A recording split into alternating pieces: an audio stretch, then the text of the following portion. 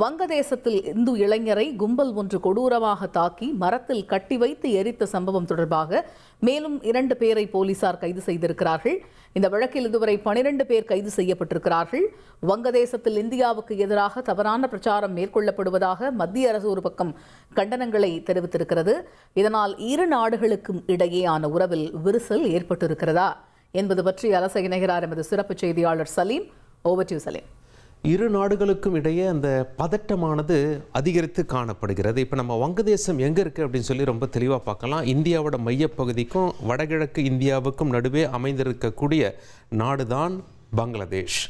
பங்களாதேஷ் அப்படின்னு சொல்லி ஒரு நாடு உருவானதற்கு காரணமே நம்ம இந்தியாவை தான். பாகிஸ்தானுக்கும் அவங்களுக்கும் பிரச்சனை. ஆங்கிலேயர்கள் ஒன்றாக இருந்த இந்தியா பாகிஸ்தான் பகுதியை பிரித்தார்கள். இந்தியா பாகிஸ்தான் பங்களாதேஷ் எல்லாம் ஒன்றாகத்தான் இருந்தது. அதை பிரித்து விட்டு போனார்கள். கிழக்கு பாகிஸ்தான் மேற்கு பாகிஸ்தான் அப்படின்னு சொல்லிட்டு இவங்க இருவருக்கும் ஆகலை.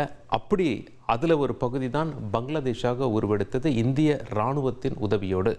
1971 அது அரங்கேறியது. பங்களாதேஷ் அன்று முதலே இன்று வரை இந்தியாவுக்கு நெருங்கிய நண்பன். ஆனால் தற்பொழுது காட்சிகள் அப்படி இல்லை. முதல்ல பங்களாதேஷில் என்ன நடக்குது அப்படிங்கிற காட்சிகளை பார்க்கலாம். பிறகு எதனால் அப்படி நடக்கிறது என்று பார்ப்போம்.